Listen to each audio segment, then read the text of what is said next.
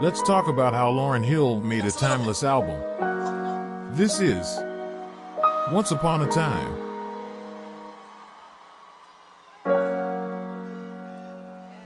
During Thursday's recording session, Fuji Lauryn Hill confirmed a rumor that had been running rampant through the Grammys on Wednesday. Are you with child? Don't blush on me now. Actually, yes, I am. Congratulations. This is something that was planned, and are you excited about it? And Planned in the sense of, I'm 21 years old and going around the world, no, but planned in the sense that, I'm very much in love and very happy. I mean, I see birth as, motherhood as a benediction. So I'm just blessed with another responsibility. And Lauryn went on to say that she's very much in love with the father and hopes to marry him one day. In 1996, Lauryn Hill met Rohan Marley while touring with the Fugees. Their relationship deepened, and during the Fugees tour, Hill became pregnant with Marley's child. This pregnancy, along with other life circumstances, motivated her to pursue a solo album. It was a challenge, doing this solo joint, but it was something that I felt was necessary. I didn't wake up one morning and decide, I'm about to do a solo album. It wasn't like that. It was more like, the music came. The music came first, and before I knew, I had all these songs and this direction and this sound that I really wanted to communicate to the world. And the best way for me to do it was to do it solo because it was extremely personal. Lauryn Hill commenced the recording of the Miseducation in late 1997 at Chung King Studios in New York City. The final touches were added in June 1998 at Tough Gong Studios in Kingston, Jamaica. In an interview, Hill vividly recounted the inaugural recording day, revealing her eclectic approach. The first day in the studio, I ordered every instrument I ever fell in love with: harps, strings, timpani, organs, clarinets. It was my idea to record it so the human element stayed in. I didn't want it to be too technically perfect. Initially, Wyclef Jean was hesitant about Hill pursuing a solo album, but he eventually offered his support as a producer, an offer she declined. Aside from sessions at Chung King Studios, Hill also worked at Perfect Pair Studios in New Jersey and Sony Studios, each contributing distinct elements to various tracks. However, the core of the album materialized at Tough Gong Studios in Kingston, Jamaica, a space steeped in the legacy of reggae legend Bob Marley. Reflecting on this shift, Hill explained, "When I started recording in New York and New Jersey, lots of people were talking to me about going different routes. I could feel people up in my face, and I was picking up on bad vibes. I wanted a place where there was good vibes, where I was among family, and it was Tough Gong." The Marley family, including Julian Marley, actively participated in the recording sessions, infusing their musical essence into the album. Recording engineer Commissioner Gordon Williams recounted a poignant moment during the creation of Lost Ones, where Lauryn, surrounded by Marley grandchildren, engaged in an impromptu performance, the children adding their own exuberance to the song. Columbia Records toyed with the idea of bringing in an external producer, including talks with RZA of the Wu-Tang Clan. However, Hill staunchly asserted her autonomy, handling the writing, arranging, and producing herself. Hill recalled a conversation with Rough House Records executive Chris Swartz, who assured her artistic freedom, saying, "Listen, you've never done anything stupid thus far, so let me let you do your thing." This unwavering commitment to her vision allowed Lauryn Hill to craft an album that resonates as a deeply personal and authentically Lauryn experience. The Miseducation of Lauryn Hill emerged into the world on August 25, 1998, a landmark in musical history that would reshape the landscape of hip-hop and R&B, propelled by three powerful singles: Doo Wop, That Thing, X Factor, and Everything Is Everything. The album not only captivated audiences, but also produced iconic music videos that resonated with fans worldwide. Breaking through sales records, Lauryn Hill's masterpiece made an indelible mark. In its debut week, it soared to the top of the Billboard 200, making Lauryn Hill the first unaccompanied female rapper to achieve this feat with over 422,000 copies sold in the first week. It shattered the record for female artists, previously held by Madonna's Ray of Light, 1998. The Miseducation etched its place in history as the first debut album by a woman to command both the Billboard 200 and Hot 100 charts simultaneously. Lauryn Hill became a trailblazer, debuting at #1 on both charts with her first entries, an unprecedented achievement. As the curtain fell on 1998, the Miseducation of Lauryn Hill ascended to the summit of numerous critics' polls, earning accolades from esteemed publications such as Rolling Stone, Billboard, Spin, and Time. The album's acclaim continued as it secured the second spot in the Paz and Jaup, a respected annual poll of American critics published in The Village Voice.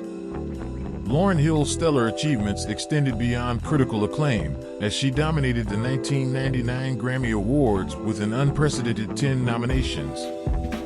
Her remarkable feat marked her as the first woman to be nominated so extensively in a single year. At the ceremony, she emerged victorious in 5 categories, including Best New Artist, Best R&B Song, Best Female R&B Vocal Performance, and Best R&B Album. Notably, The Miseducation made history as the first hip-hop album to clinch the prestigious Album of the Year Grammy, an extraordinary achievement that solidified Hill's impact on the industry. Lauryn Hill became the first woman to secure 5 Grammy wins in a single night, etching her name in the annals of music history. Her triumphs continued at the 1999 MTV Video Music Awards, where she claimed 4 Moon Men, including Best Female Video and Video of the Year for the iconic doo-wop, That Thing, the first hip-hop video to receive this honor. Hill's prowess earned her nominations at the NAACP Image Awards in categories such as Outstanding Female Artist, Outstanding Album, and Outstanding Song, Doo-wop, That Thing. The Billboard Music Awards recognized the record as the R&B Album of the Year, with Doo-wop earning Best R&B/Urban New Artist Clip.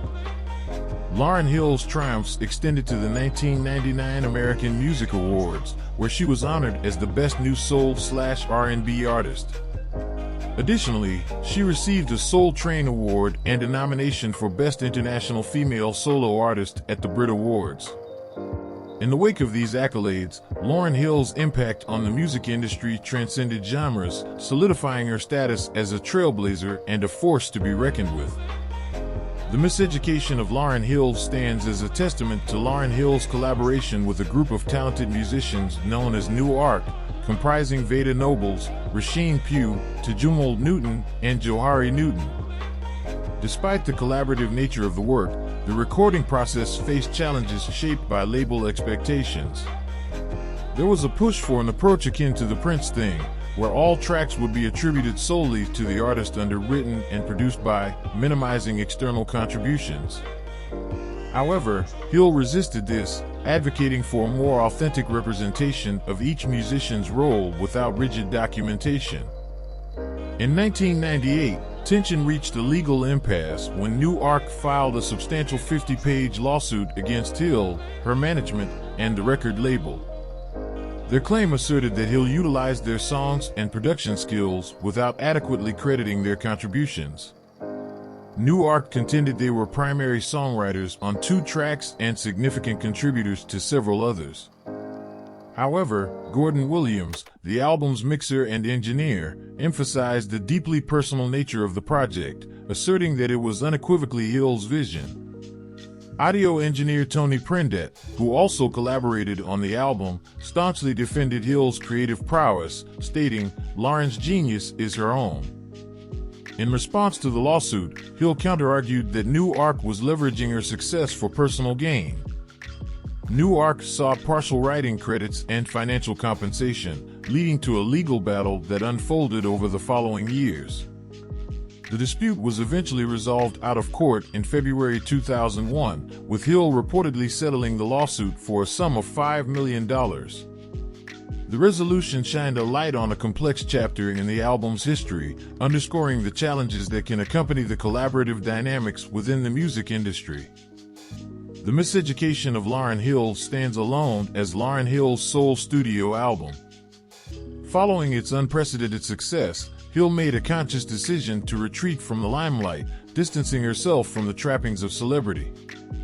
Embracing a private life, she devoted her time to raising 6 children. However, this period brought both personal and professional challenges. Amid reports of a spiritual quest and battles with bipolar disorder, Hill faced legal issues, including lawsuits over songwriting credits. In 2013, she served a 3-month prison sentence for tax evasion. Her insistence on being addressed as Mrs. Hill and occasional criticisms of erratic performances led to perceptions of diva behavior. In October 2018, Lauryn Hill embarked on a concert tour commemorating the 20th anniversary of the Miseducation of Lauryn Hill. The anticipation for this tour prompted reflections on the album's impact. Journalist Juliana Axioli contextualized the tour against the backdrop of the Me Too movement, acknowledging Hill's own experiences of mistreatment. Axioli noted that Hill's words carry validation and support for victims. For those who came of age during the zenith of the Miseducation, attending Hill's 2018 performance became a reflection of how much the world has changed and how certain challenges persist. The timeless relevance of Hill's insights, encapsulated in her poignant lyrics, echoes through the years, a reminder that while it could all be so simple, life's complexities endure. The Miseducation of Lauryn Hill is, at first it kind of throws people, you know what I mean, because they automatically think it's about me being miseducated. But miseducation is actually, it's like a metaphor for actually being re-educated. Unlearning some bad things, you know what I mean, some things that I may have perceived to be the truth, you know what I mean, that actually weren't. It really has a lot to do with personal evolution and personal growth, and really understanding that there are things that society teach us which are like general pieces of information, you know, just for the general public, and there are things that are extremely important for us to individually learn, you know what I'm saying, just as far as just personal relationships with other people, This is Once Upon a Time.